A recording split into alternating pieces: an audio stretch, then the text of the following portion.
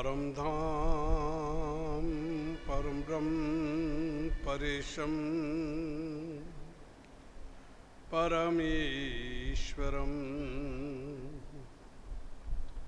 विघ्न निघ्न करम शांतम पुष्टम कांतम अनंतकम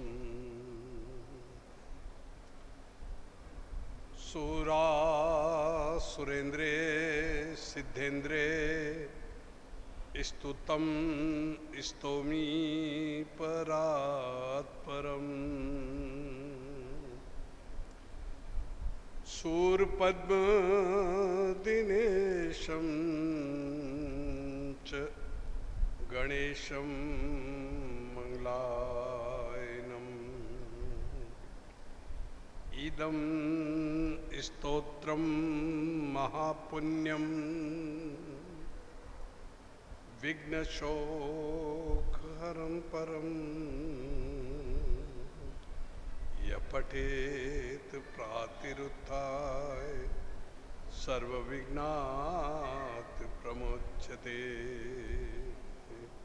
ॐ गणञ्जाय नमः। ओम गणपते नमः। ओम हेरंबाय नमः। ओम धरणीधराय नमः। ओम महागणपते नमः। ओम लक्ष्मणदाय नमः। ओम शिवप्रसादनाय नमः। ओम अमोघ सिद्धिये नमः।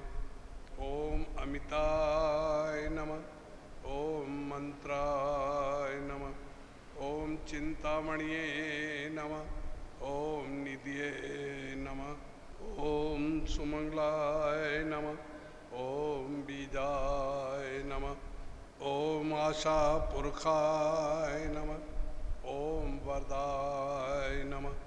ओम शिवाय नमः। ओम कच्छपाय नमः। ओम नंदनाय नमः। ओम वाचा सिद्धाय नमः। ओम ढुंडी विनायकाय नमः।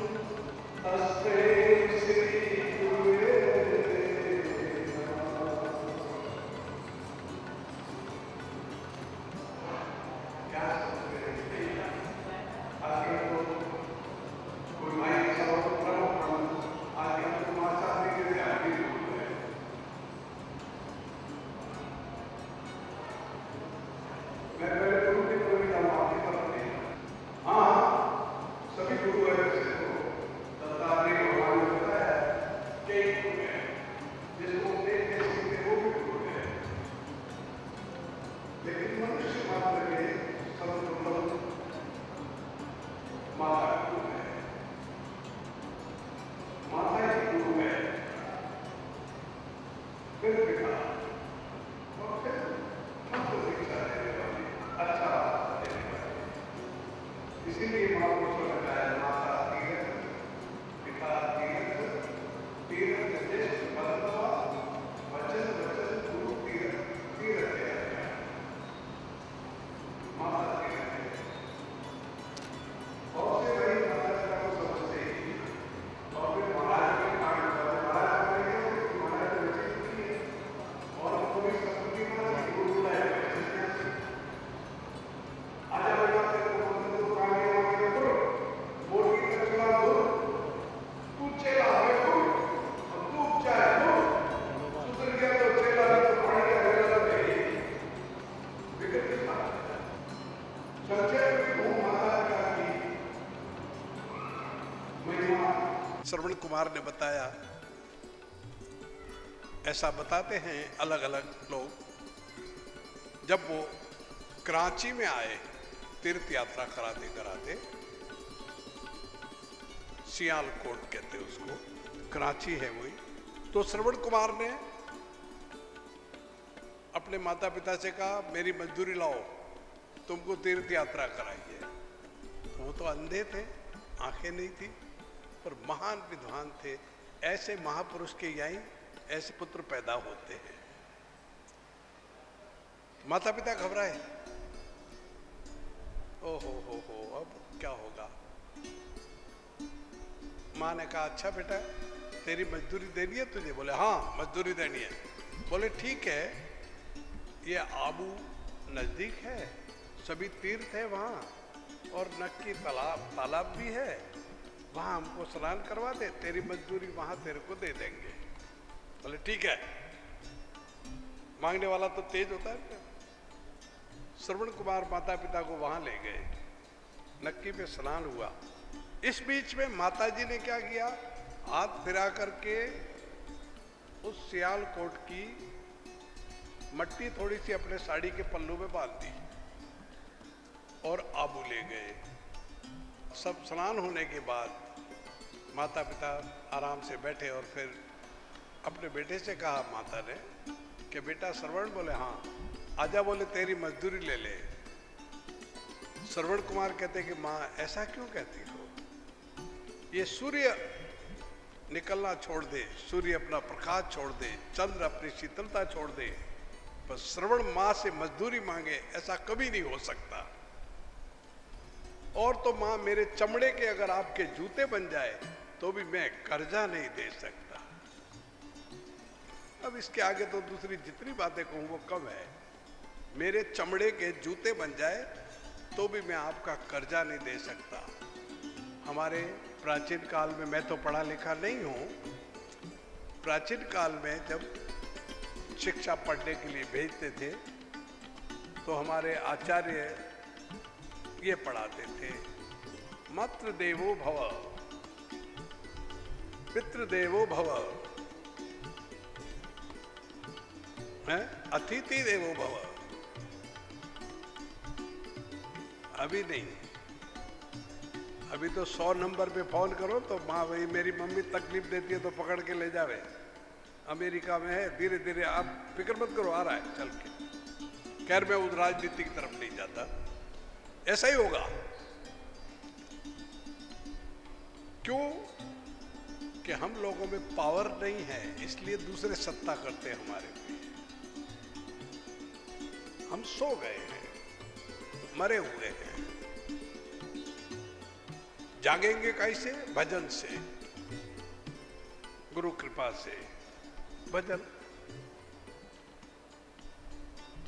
फिर मैं उधर ही ले जाता हूं, मेरी आदत में है। तो श्रवण कुमार ने कहा नहीं, मैं मजदूरी नहीं मांगी आपसे। बोले ठीक है बेटा, ये इस पे पाँव रख। पाँव रख के तो फिर के लाओ मजदूरी। बोले इधर आ जा। घूम के यूं आया, बोले ले मजदूरी। बोले मैंने कब मांगी? बोले वापस आ। 3 बार घूमा फिरा। श्रवण कुमार के समझ में आए कि कुछ इसमें है। बोले इसमें क्या है? बोले बेटा जहां तूने मजदूरी मांगी थी वहां की मट्टी है। बोले मेरा श्राप है कि वहां शांति नहीं रहेगी। आप सब पढ़े लिखे और होशियार हो, आज दिन तक वहां शांति नहीं है। इतिहास उठा के देख लो, आज दिन तक शांति नहीं है। बेटे ने माँ को मारा और माँ ने बेटे को मारा, ये वहां की स्थिति है, आज भी है, पहले भी थी। वक्त पूर्णमल माता ने हाथ पांव कटवा के खड्डे में कुएं में डाल दिए। मोहनजोदड़ो आज भी डूबे हुए हैं, वो एरिया पूरा दब गया। ये संत का श्राप है। ये संत पावरफुल होते हैं और वो संत कैसे बने? माता पिता की सेवा से। तो माता तीर्थ, पिता तीर्थ, तीर्थ ज्येष्ठ बंधवा। तो जो कह रहा था प्रथम माता और पिता, उसके बाद गुरु। आचार्य देवो भव, ये आपको सिखाते। अब कोई नहीं, अब तो मेरे क्या है, केस में मैं हार गया है, मैंने गुरु बढ़ाया था पर मेरे को जचा नहीं, दूसरा करूंगा आपके। महाराज जी उसके पांव पड़ते, उसके पांव पड़ते। भूलते हैं, मैं मूर्ख तो नहीं कहता लेकिन भूलते हैं। एक बात सुनो, समुद्र में रहने वाली मछलियां, समुद्र कितना है? 25 और 75। 25 पृथ्वी है, 75% पानी है, ऐसा शोधकारों की शोध है, मैं नहीं जानता। आप तो सब पढ़े लिखे हैं, तो जानते हैं नहीं जज साहब? ठीक, 75% पानी है, उसमें वो मछलियां रहती है और वो मछलियां भी पागल है, उनकी तरह हम भी पागल है। वो मछलियां कैसे पागल है? वो सोचती है गंगा जमुना इत्यादि जल समुद्र में आता है तो सोचती है उधर पानी का स्रोत बहुत ज्यादा है, चलो उस पानी में चले। नदियां जिधर से आती है तो मछलियां सामने पानी में जाती है। जाते जाते जाते एक दिन हाल वही होता है, पानी भी सूख जाता है और कुछ उनका नाश्ता पानी भी लोग कर लेते हैं। कहीं मर जाती है, कहीं पानी में वहीं रह जाती है, कहीं सूख जाती है। लेकिन वो अज्ञानता उनमें ये थी कि जहां वो रहती है वहां तो अथाह जल है, वो सूख नहीं सकता था, पर अज्ञान बस जाके मर गए। तो खुद में ढूंढो, खुद के पास बड़ी शक्ति है और वो भजन से, गुरु कृपा से मिल जाती है। ज्यादा ढूंढने की क्या जरूरत है? मेरा ये काम नहीं हुआ, मेरा वो नहीं हुआ। आजकल हम ज्यादातर इसी में लगे हुए हैं, इसलिए गुरु महिमा नहीं सुनाते हैं ज्यादा। संक्षेप में गुरु का अर्थ ही यह है कि वहां सामने बोलने की आवश्यकता ही नहीं है। गुरु के पास कुछ नहीं मांगना चाहिए। क्यों मांगे? तुम्हारा अगर प्यार है, कैसे? अपने अपने घर वालों को पूछ लेना, घर में जिनके भी माता बहनें हैं, वो तो पता लग जाएगा प्यार कैसा। माता बहनें यही है, आप ध्यान देना उधर। 4 महीने का बच्चा,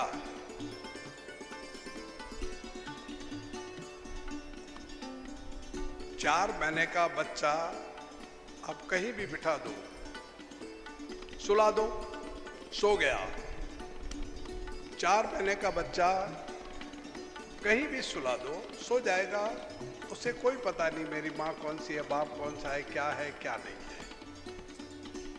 लेकिन जब वो जगता है तो उसे भूख लगती है, और भूख लगती है तो वो रोता है, और इतना विरह से रोता है कि माँ को पता लग जाता है कि मेरा बच्चा रो रहा है। ऐसा होता है कि नहीं? हा? बोलो भाई, इधर से जवाब दो। होता है ना? तो बस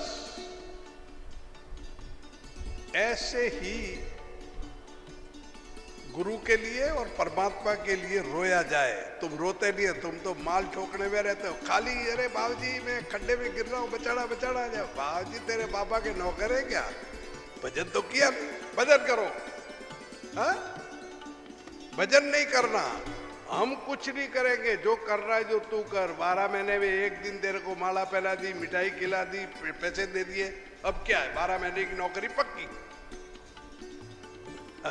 उनको गुरु महिमा समझ में नहीं आएगी, बुरा मत मानना। कन फूके गुरु दाम के लोभी, बेहद के गुरु और कहावे, बेहद के गुरु आन मिले, तब ही ले ठौर ठिकानों पावे। आप ही दाम के लोभ में है, फिर औरों की कैसे जहाज तिरावे, उल्टे भरम के कुएं में डारे, जो जाकर पीछा नहीं आवे। कहे बरुधर पति मान, हम ये विदना को अर्ज सुनावे, गुरु मिले सत वक्ता मिले, जो आप तिरे औरों को तिरावे। हैं? खाली गुरु महिमा समझाते हैं, लेकिन समझने वाला हो। हमारे यहाँ कांटों का बंडल होता है, बेर के कांटे होते हैं बड़े टेढ़े, वो कांटों का एक बंडल उठा करके और टेंट में जाने लगा एक जड़ा। बोले भाई इसको बाहर फेंक, तू अंदर लेके आए तो टेंट भी फाड़ेगा कहीं, तो अपने ऊपर ये कांटों का बंडल है ना, वो पहले बाहर रखो। गुरु कृपा तो तुम्हारे पे बरस रही है, अपना कमंडल धो लो। नहीं, हम लोग जनरल यही चाहते ज्यादातर, मेरा ये हो गया, मेरा ये हो गया, जल्दी करो आप। और कई जने तो ऐसे ऊंट पे बैठे और भीख मांगे और धारिया बतावे, जल्दी करो महाराज देर हो रही है, पेट्रोल जल रहा गाड़ी का। कौन सा आशीर्वाद देना चाहिए उसको, आप फैसला करो। उनके गुरु महिमा से कोई अर्थ नहीं है। गुरु पद पंकज सेवा, ये नवदा भक्ति में बताया। भगवान राम ने माता शिवरी से कहा, हे शिवरी, मनुष्य के जन्म का जो मर्म की बात है वो बताता हूं। ये नवदा भक्ति धारण कर ले, 9 में से एक भी जो धारण कर लेगा उसका तो कल्याण है ही है। भगवान राम कहते हैं, रामचरितमानस जो पढ़ते हैं उनको पूछ लो, भगवान राम कहते हैं, हे शिवरी, प्रथम भगति संतन कर संगा, दूसरी रति मम कथा प्रसंगा। संक्षेप में इसका करें, एक चौपाई का समाधान शायद मेरी उम्र पूरी बीत जाए तो भी मैं नहीं कर सकता। एक चौपाई का आपने सुना होगा, राम के ऊपर बोलने वाले र के ऊपर बोल रहे हैं 40 साल से, लेकिन अभी र पूरा नहीं हुआ, म का तो नंबर आया ही नहीं है, तो मैं क्या हुआ, कुछ नहीं। मच्छर की टांग करोड़वीं नंबर भाग है मेरा, तो मैं क्या समझाऊंगा, है?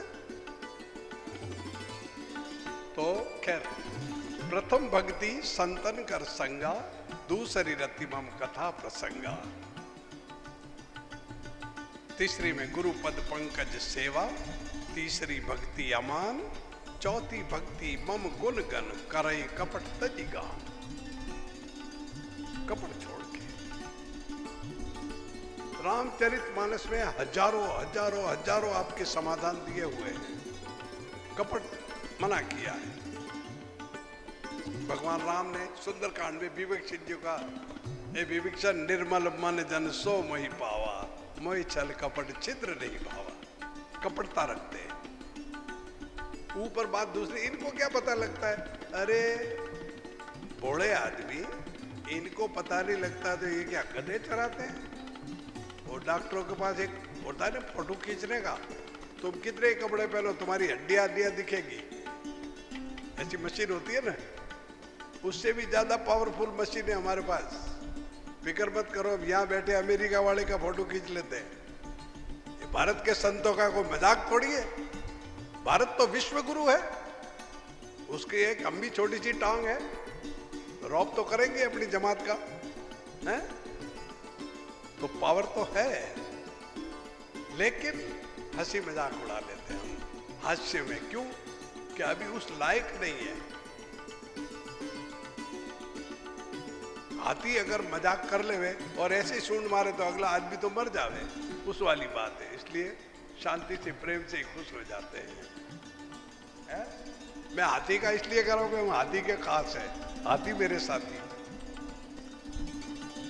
तीसरी भक्ति अमान, चौथी भक्ति मम गुण गण करे कपट तजी गान। चौथी भक्ति है कपट छोड़ के गुणगान करे। मंत्र जाप मम दृढ़ विश्वासा, पंचम भजन सो वेद प्रकाशा। आपको सब ठीक भी लग रहा है शायद।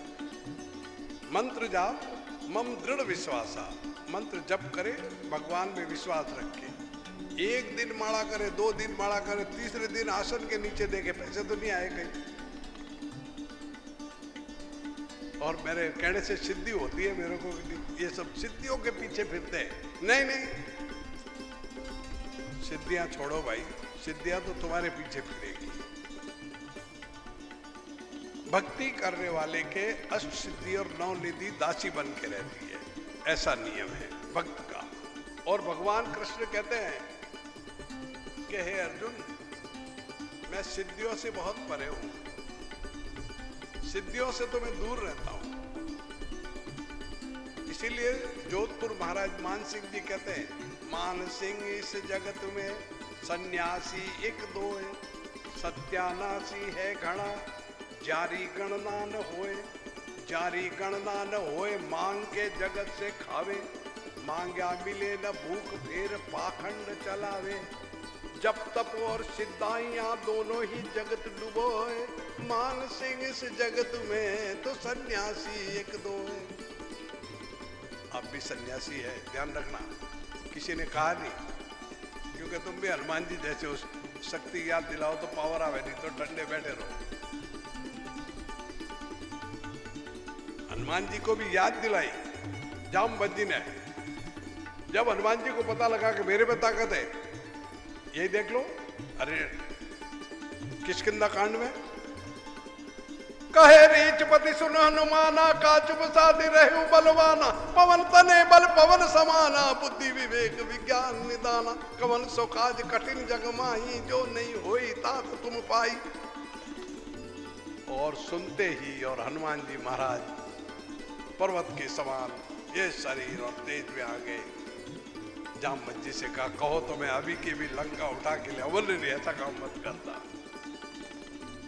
तो शक्ति जहां से अपन बात छोड़ी थी, हर मनुष्य के अंदर शक्ति है, इधर उधर नहीं फिरना कहीं। जो भी गुरु कृपा से साधन मिल गया है उसको करते रहना चाहिए। दूसरा, आजकल लोग रोज मंत्र के बाद, महाराज जी कोई अच्छा वाला मंत्र हो तो दो, एक अच्छा मंत्र। अच्छा मंत्र का मतलब मेरे को समझ में नहीं आया, मैं बहुत दुखी होता हूँ उससे। कौन सा मंत्र? नहीं, कोई अच्छा हो तो। अरे भाई अच्छा कौन सा? नहीं साहब, इससे भी कोई बड़ा हो तो। अरे बेवकूफ आदमी, मंत्र तो सभी बड़े हैं। ध्यान देना, आप जो भी मंत्र करो भाव से करो, वो सब बड़े हैं। कितना ही बारीक से बारीक है, बड़ का पेड़ जो है कितना बड़ा है, सब वृक्षों में बड़ का पेड़ बहुत लंबा चौड़ा होता है, ऐसा देखते हैं। लेकिन उसका बीज कितना सा है वो कभी नहीं देखा, खसखस से भी बारीक है बीज उसका, बड़ के पेड़ का। उस इतने बारीक बीज में इतना बड़ा पेड़ छुपा हुआ है, तो उस छोटे से बीज में इतना बड़ा पेड़ छुपा हुआ है। तो जो भी गुरु कृपा से साधन मंत्र मिला है उसको करते रहिए, एक ही कुआं खोदो। तीसरे में हम लोगों को आदत है, एक मंत्र मिला, कोई बढ़िया नहीं मिला, बढ़िया वाला दो।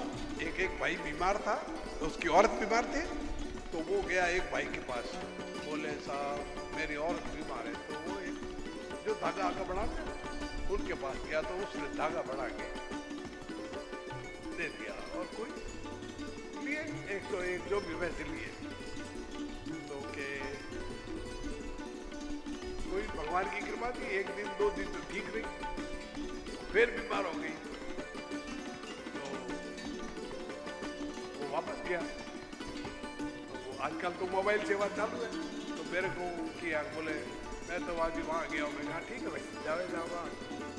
तो कहते वहाँ जाके के भाई 2 दिन ठीक रहा और फिर के अभी तबीयत वापस खराब हो गई। तो वो धागा बढ़ाने वाला क्या, अब क्या भारी बढ़ाना पड़ेगा, कोई भारी डोरो बढ़ाऊं तो ठीक है। तो उसने मेरे को मोबाइल किया कि वो तो ये कह रहा है कि भारी बढ़ाओ। मैं कहा यार इतना भारी मत बढ़ाना कि और तेरी औरत से उठे नहीं, उनको कह दे। तो उसने कहा कि था इतना भारी मत बढ़ाना कि मेरी औरत उठा नहीं सके। वो यूं नहीं, धागा तो वैसे होगा, मंत्र भारी होगा, उसका खर्चा भारी होगा, बात ये। तो अभी के लोग उस बात को ज्यादा मानते हैं, है ना। ठकराई में मत रहो, विनम्र बनो। उनका उदाहरण सुनो ठकराई का।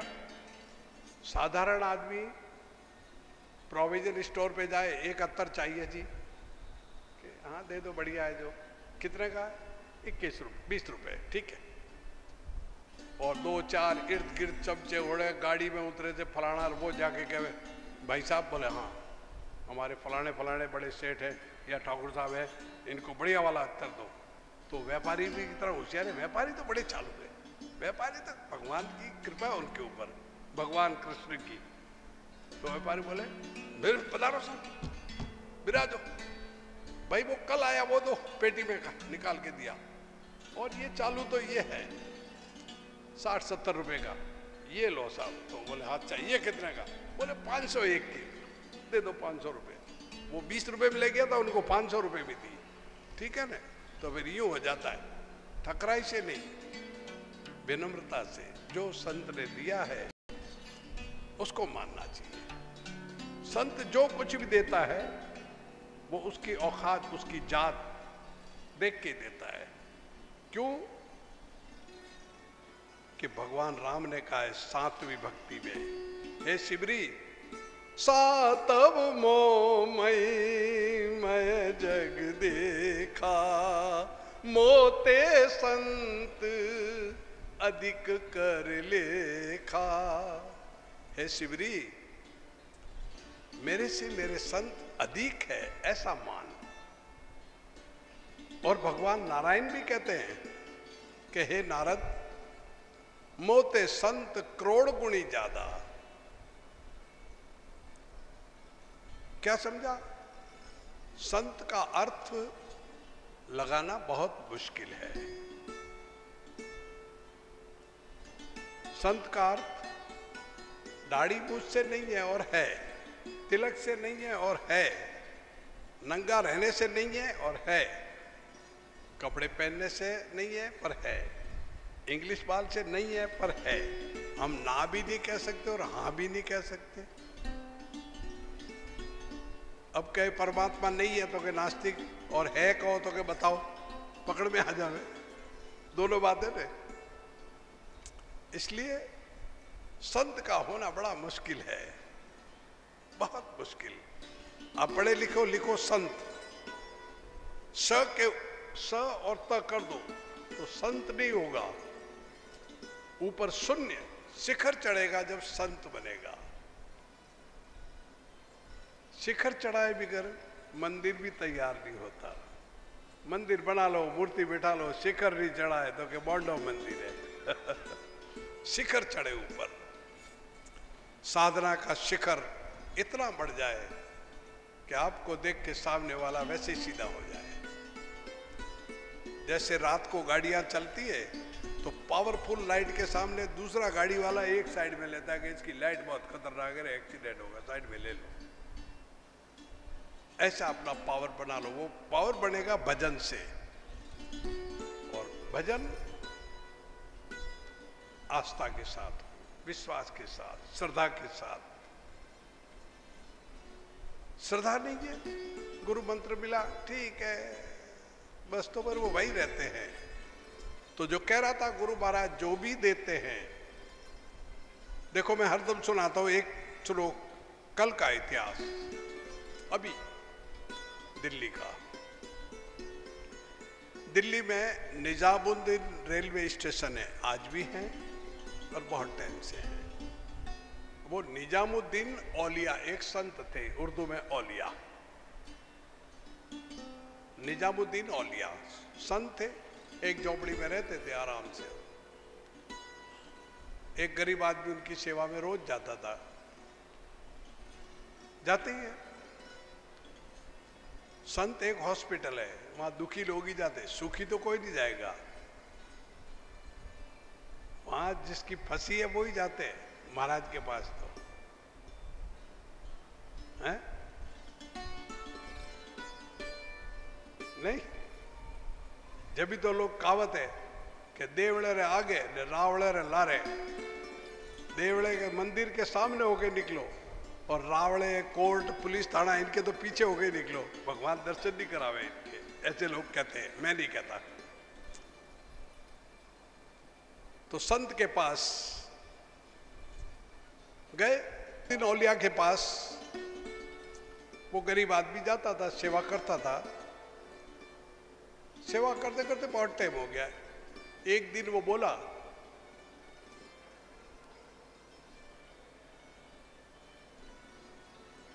अपने गुरु से, निजामुद्दीन औलिया से कहा, बाबा लड़की बड़ी हो गई है, लड़की की शादी है। बेटी के बाप को बड़ा विचार करना पड़ता है कि लड़की बड़ी हो गई है, शादी करनी है। निजामुद्दीन औलिया बोले, हो जाएगी रे, अल्लाह मियाँ सब करेगा। वो सब जानते हैं, वो सब करेगा। अच्छा बोले बाबा, ठीक लाई, चुप रह गया, क्या बोले। एक दिन आया, शादी के 20 दिन रह गए और वो घबराया और बैठा कि आज तो फैसला करके जाऊं। इधर वो फैसला करने को बैठा, इधर बादशाह के पास एक जौहरी आया, जो बादशाह के जौहरी हुआ करते थे। तो उनका काफिला सब साथ में रहता, कारवा। बादशाह को हीरे जवाहरात दिखा करके और कहा कि मैं मेरे बाबा के दर्शन करूं, मैं उनका मुरीद हूं। मुरीद माने शिष्य हूं निजामुद्दीन औलिया का, और मैं उनका दीदार करूं और फिर जाऊंगा। तो बादशाह सलाम ने कहा, ठीक है, जंगल पड़ता है, कुछ सिपाही मैं भी भेज दूं। और उसके खुद के भी सिपाही थे निजी, पहले ऐसे व्यापारियों के पास होते थे। तो वो व्यापारी अपना कारवा लेकर के और चल दिया निजामुद्दीन औलिया के दीदार के लिए। इधर वो गरीब आदमी निजामुद्दीन औलिया से प्रार्थना कर रहा कि बाबा बेटी बड़ी हो गई है और 20 दिन शादी के रहे हैं, अब कैसे होगा, अब कैसे होगा। औलिया फिरते रहे आगे पीछे और बाहर आए कमरे, अपना झोपड़ी में से कमरा बाहर आए। बोले, बाबा अब तो 20 दिन रहे, क्या करूं। तो संत ने खड़ाऊ उतार के दे दी, लकड़े की, टूटी फूटी लकड़े की खड़ाऊ। ध्यान देना, लकड़े की खड़ाऊ दी, बोले ये ले जा। कितनी श्रद्धा, श्रद्धा और विश्वास, विश्वास होना चाहिए। मंत्र जाप मम दृढ़ विश्वासा, ये विश्वास। विश्वास नहीं है हमारा, कैटा वह के कोनी वह के कोनी वह, तो बीच में डूबेगा वो। तो विश्वास होना चाहिए, विश्वास नहीं है। विश्वास के लिए बताते हैं कैसा विश्वास हो। एक सूफी ने कहा विश्वास के लिए, जमी पे रह के दिमाग आसमां से मिलता है। कब ये सर कभी जो तेरी आस्था से मिलता है। सुना है लूट लिया है किसी को रहबर ने, ये वाकया तो मेरी दास्तां से मिलता है। तलब न हो तो किसी दर से भी नहीं मिलता। आपकी इच्छा ही नहीं तो पाओगे कहां से। तलब न हो तो किसी दर से भी नहीं मिलता, गर तलब हो तो दोनों जहां से मिलता है। दरे हबीब भी है बुद्ध कदा भी काबा भी, ये देखना है कि अब तू कहाँ से मिलता है। और जो मांगना हो तो वहीं से क्यों न मांगे हम, कि समीम सारे जहां को जहां से मिलता है। पर कैसे मिलेगा? जिस कदर मौत से हो लुत्फ कर्म होने दो, और जोश उल्फत को घड़ी भर भी न कम होने दो। इस जोश को ठंडा नहीं करना। 12 महीने में एक बार घर में दीवा करे, दीवा तो करो ही जाओगे, वो जाड़ आ जाते हैं भगवान के आड़े में भी हैं, और के दीवा तो करो ही जाओ। जोश है, जोश हर चीज में जोश चाहिए उसका, परमात्मा से मिलने का एक जोश तलब है। जिस कदर मौत से हो लुत्फ कर्म होने दो, जोश उल्फत को घड़ी भर भी न कम होने दो। दिल ये कहता है कि तसव्वुर को न घटने दो कभी। इच्छाएं घटानी नहीं, इच्छाएं तो परमात्मा के लिए बढ़ती रहनी चाहिए। दिल ये कहता है कि तसव्वुर को न घटने दो कभी। आंख ये कहती है कि दीदारे सनम होने दो। इन आंखों में सदा उसकी मूरत, मेरे नैनों में राम रस छाए रहे है। दिल ये कहता है कि तसव्वुर को न घटने दो कभी। आंख ये कहती है कि दीदारे सनम होने दो। और लरज रही है जुबां तर्ज बयानी के लिए। होश ये कहता है कि मुझ में भी तो दम होने दो। और जान ये कहती है कि कुर्बान होंगी मैं पहले। और सर ये कहता है कि मुझको भी कलम होने दो। और आंख के बिंदु ये कहते हैं कि हट जाओ सभी तरबतर हमसे जरा उनके कदम होने दो। और इन आंसुओं से उनके पांव तो धोने दो। ऐसी उसके लिए याद हो। जो बताया था, छोटा बच्चा रोता है तो माँ दौड़ के आती है, उसके दूध आ जाता है। माँ के स्तन से दूध आता है। बच्चा जब रोता है, रो के देखो। इसीलिए महापुरुषों ने कहा है, हंस हंस कंथ न पाविया, जिन पाया तिन रोए। हंसी खेल से कंथ मिले तो कौन दुआगन होए। महाराज जी मेरे पास नौकरी तो पास करवाई दो, ये तो बस क्यों ठीक सिक्का बनाया होते कंप्यूटर तेरी की। और फिर कहते हैं हमारे गुरु जी वो गुरु महिमा नहीं समझ में आ सकती उनको। जो बात चल रही थी वही वापस यहीं से शुरू करेंगे। तो गुरु महिमा नहीं समझ सकते, तो तलब चाहिए ऐसे। तो चला निजामुद्दीन औलिया से वो कड़ा हुए लेकर के, ऐसा विश्वास। इधर वो चला और इधर वो व्यापारी निजामुद्दीन औलिया के दीदार के लिए चला, याद है ना। आ रहा है इधर से और वो गुरु के दर्शन के लिए जा रहा है वहां। हुआ क्या, वो व्यापारी जा रहा है और वो आ रहा है, तो व्यापारी को स्मेल खुशबू आई। आहा हा हा हा हा, ये महक कहां से आ रही है? ये महक तो मेरे गुरु की है। देखो, ये महक तो मेरे गुरु की है। इधर से आ रही है, इधर से आ रही है। वो चिल्ला रहा है, घोड़े पे चिल्ला रहा है कभी ये। तो बादशाह ने जो लश्कर भेजा उसमें हाथी था। तो उसने व्यापारी ने कहा भाई देखो देखो। तो हाथी पे चढ़ के देखा, बोले देखता हूं इधर शायद बाबा घूमने आए हो जंगल में। बोले हुजूर एक आदमी इधर से आ रहा है, बस बोले इधर से ही महक आ रही है। और वो घोड़े पे नाच रहा है, खड़ा हो रहा है, उठ रहा है, नीचे उतर रहा है, बैठ रहा है व्यापारी। गुरु की खुशबू जो आई इधर से आ रही है, इधर से आ रही है। जैसे वो मुसलमान उनका बंदा अपनी खड़ा हुआ लेके सीने में दबा के और चला ही आ रहा है। गुरु महाराज ने दी है, लेके आ रहा है। और खुशबू तेज हुई, और खुशबू तेज हुई, और खुशबू तेज हुई। और वो व्यापारी ने कहा हाँ मेरे गुरु बिल्कुल नजदीक आ रहे, यही है, ये तो नहीं है, पर खुशबू कैसे? नजदीक गया, हाथ जोड़े, बोले भाई मेरे गुरु की खुशबू तेरे पास आ रही है, तू कहाँ से आ रहे हो? बोले मैं निजामुद्दीन औलिया के पास से। हा, तो फिर ये तू वहीं से लाया? बोले हाँ। और हाथ जोड़े। क्या कहता है? भाई एक काम करेगा? बोले क्या? बोले ये खड़ाऊ तो मुझे दे दे और ये मेरा माल अस्पाज सब लाजवाब तू ले ले। संत के देने की गति बड़ी उल्टी है। ये संत गति समझ में नहीं आएगी। अति विचित्र वेद कहते, वेद कहते ये वेद मत।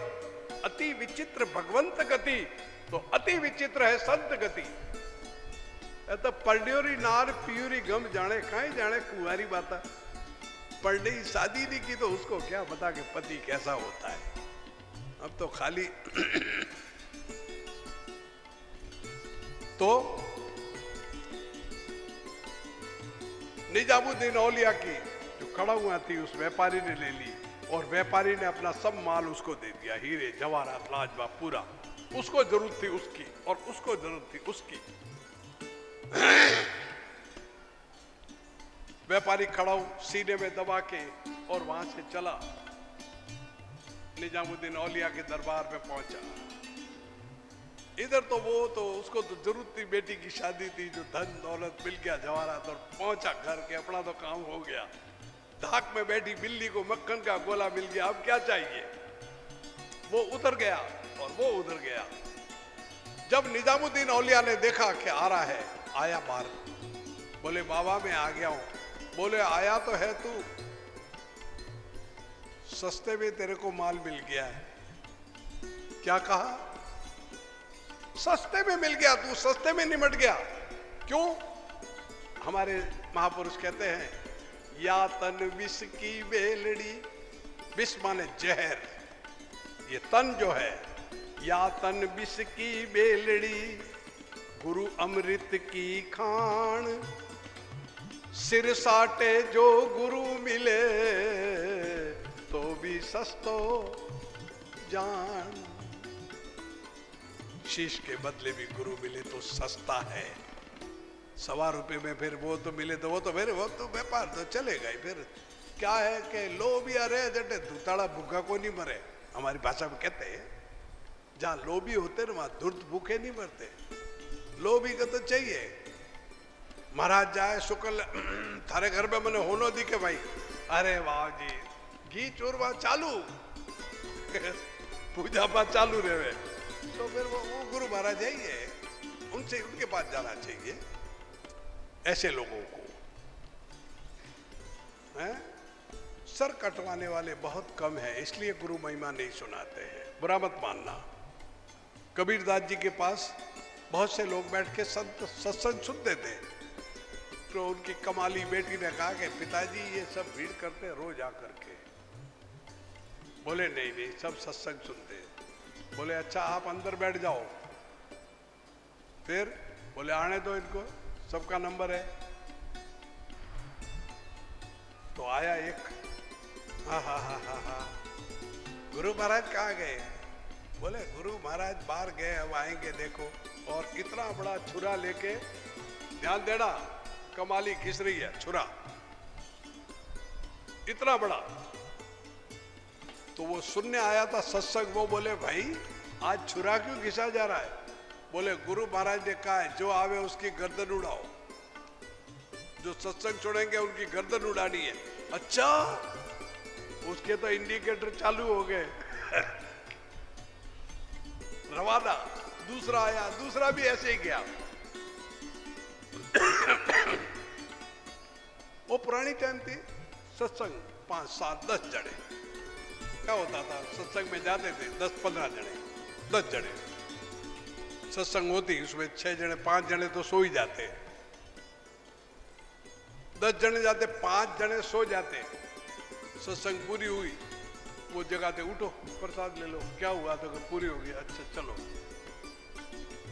अब बढ़िया है, खूब लोग आते हैं, आना चाहिए। पत्थर फेंकेंगे एक आध के तो लगेगा ही। मैट्रिक में सभी बैठे और सभी पास हो जावे तो गड़बड़ हो जाए। वो पंडितों के लिए कहा है ना, 4 खूट बामण ने पटे, 4 खूट बामण को पटे। कोई घाले और कोई नटे, कोई देता और कोई के महाराज अभी काम में कभी कोई नहीं है, फलाना कोई देता और कोई नट जाता है। 4 खूट बामण को पटे, कोई घाले और कोई नटे, हंसना मत। और सब देवे तो मेले कटे सब जने दे देवे तो रखे का।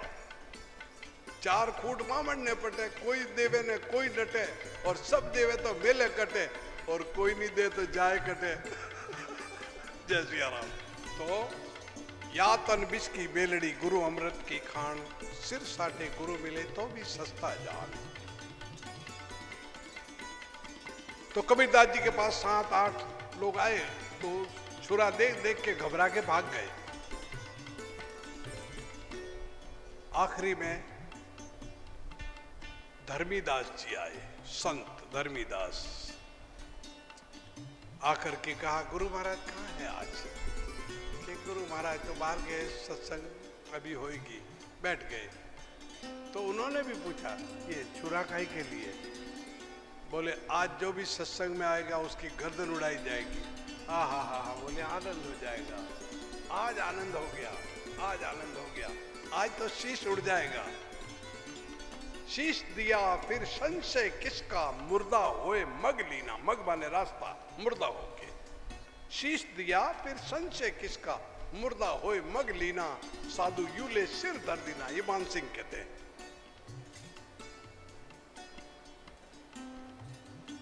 वहां मर जीवाई जाते हैं, चाय पीने कोई नहीं जाता वहां।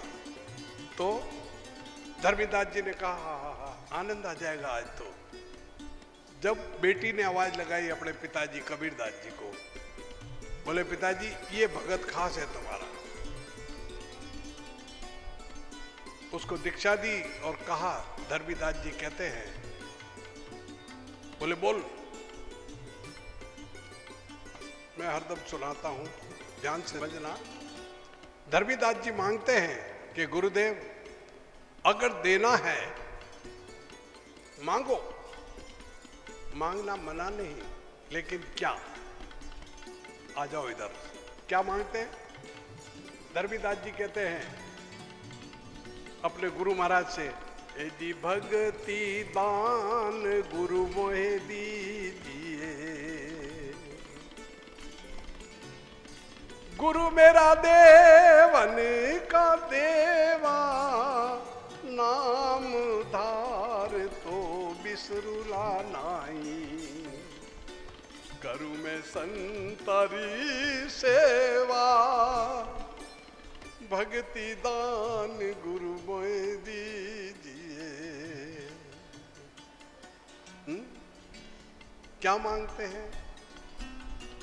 कहते हैं कंचन मेर सुमेर है।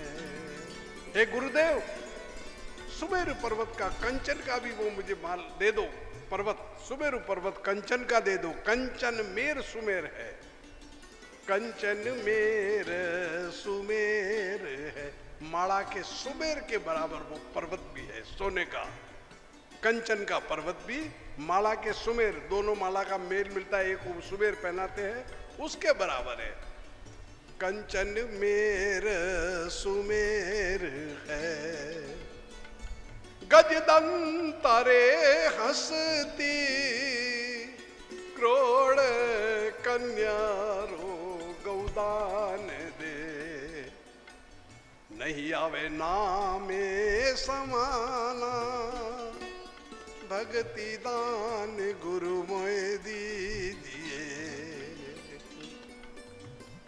नाम के समान वो भी नहीं है। क्या मांगते धर्मीदास जी?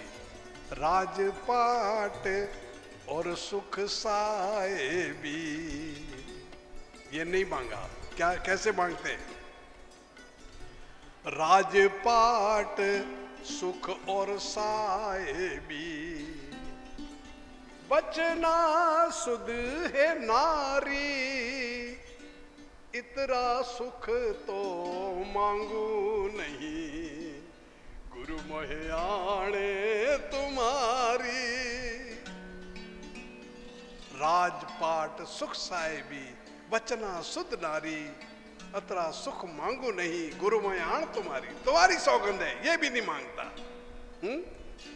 क्या कहते हैं? अष्ट सिद्धियो गुरु जी नव निधि, अष्ट सिद्धियो गुरु जी नव निधि, बैकुंठरा वासा अतरा सुख तो मांगू नहीं, जब लख पिंजर में श्वासा। अष्ट सिद्धि गुरु जी नौ निधि, वैकुंठ का वास, कृपा कर दीजिए ये भव सागर से काढ़ के, गुरुमय शरणों में लीजिए भक्ति दान गुरुमय दीजिए। संत का मांगना, संत के पास जाएं, प्रभु दर्शन की बात करें, बाकी तो सब हमारा कर्म हो गए, आपको और मेरे को सबको भोगना ही होगा। बड़े बड़े ऋषि मुनि पचली ने, माया ने सबको बस की ने, अवतारी कितने दिन जीवे, ये तो खंडित हुए तमाम। प्रभु राम तो अखिल कोटि ब्रह्मांड के मालिक थे, कितने दुख देखे हैं? हम लोगों ने दुख नहीं देखे, उनके समान दुख नहीं। कर्म भोग किसी को नहीं छोड़ता।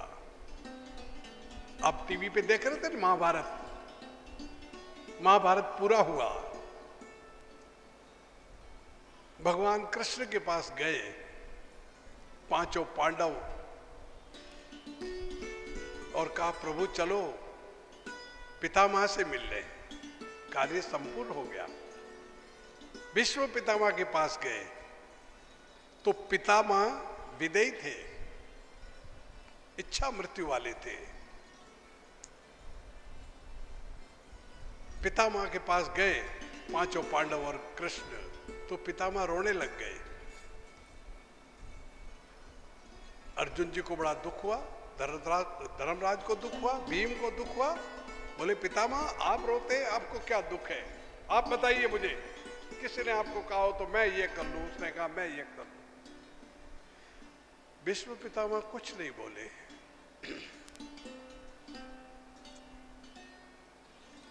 कुछ तो हुआ? बोले कुछ नहीं हुआ। भगवान कृष्ण बोले पितामह कुछ तो हुआ है, आप रो रहे हैं। पितामह हाथ जोड़ के कहते हैं हे गोपाल, तुम सब कुछ जानते हो, फिर मेरे से क्यों बुलवाते हो? बोले क्या है पितामह? बोले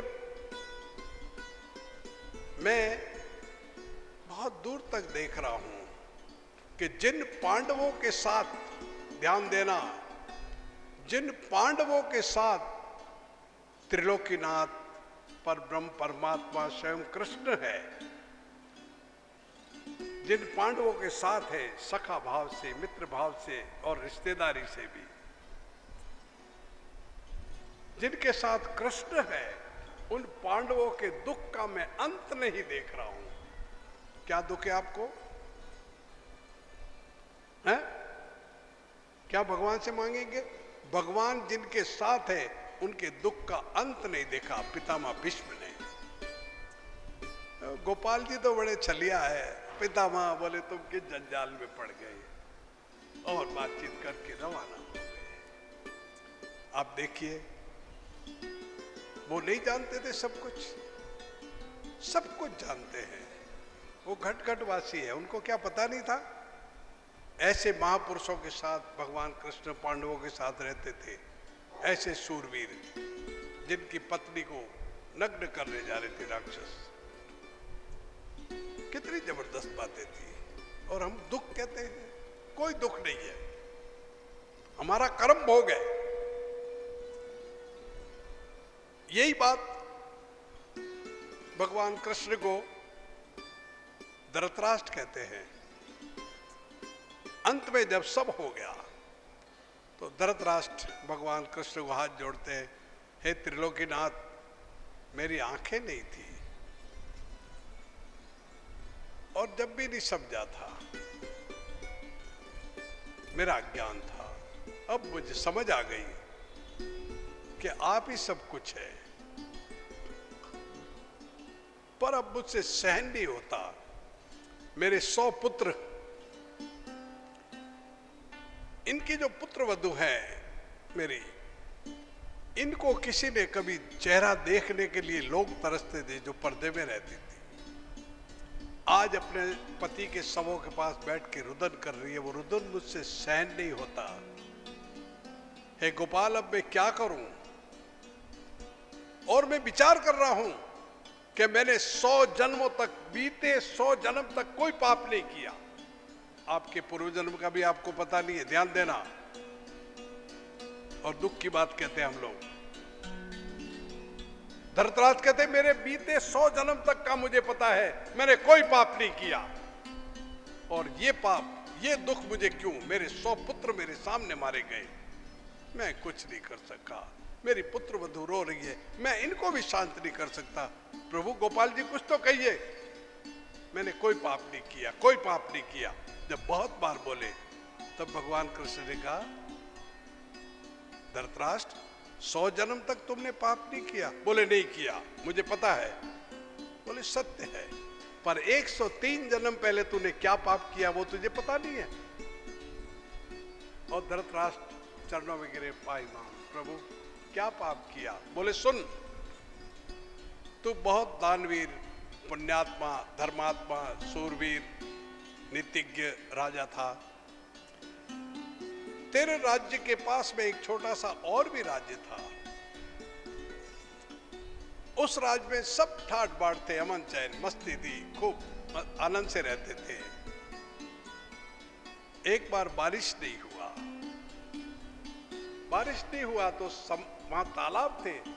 उस तालाब में हंस और हंसनी रहते थे। और वो तालाब इतना सुंदर था, इतना अच्छा, दैविक कृपा थी कि वो मोती निकलता था। तो उसमें हंसों ने अपना बसेरा बना रखा था। तो हंस, हंसनी और उसके 100 बेटे उसमें रहते थे। समझ में आई? हंस, हंसनी और उसके 100 बेटे उस तालाब में रहते थे। जब माता पिता ने विचार किया कि हमारे बच्चे खाएंगे क्या, पानी तो सूख जाएगा। माता पिता को बड़ा दुख होता है, आज भी होता है, अब भी होता है। एक कुतिया के भी पिल्ले को कोई साइकिल वाला गिराता है तो कुतिया दौड़ के आती है, होता ही है दुख। लेकिन चलो विषय बदल जाएगा। तो हंस हंसनी ने कहा, अब हमारे बच्चे क्या करेंगे, क्या खाएंगे, कैसे इनको रखें? तो दोनों सुना था कथाएं। बोले वो राज है पड़ोस का, वो बड़ा दानवीर है, धर्मात्मा है, सूरवीर है, नीतिज्ञ है।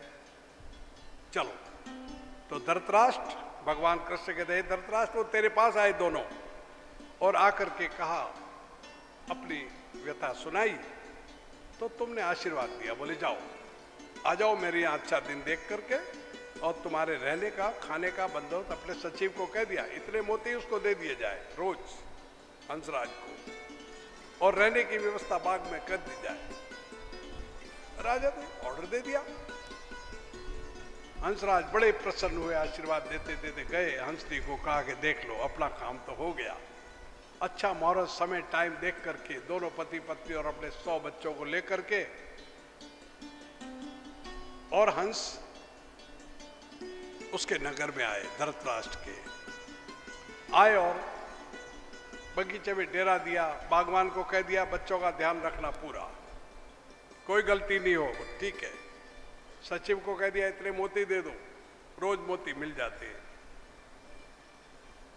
टाइम गुजर गया, पति पत्नी दोनों ने विचार किया अब तो अपने बच्चों पर कोई तकलीफ वाली बात नहीं है, सब आनंद से चल रहा है, थोड़ा भ्रमण करके आ जाए, तीर्थ यात्रा। वो तीर्थ यात्रा को दोनों निकले।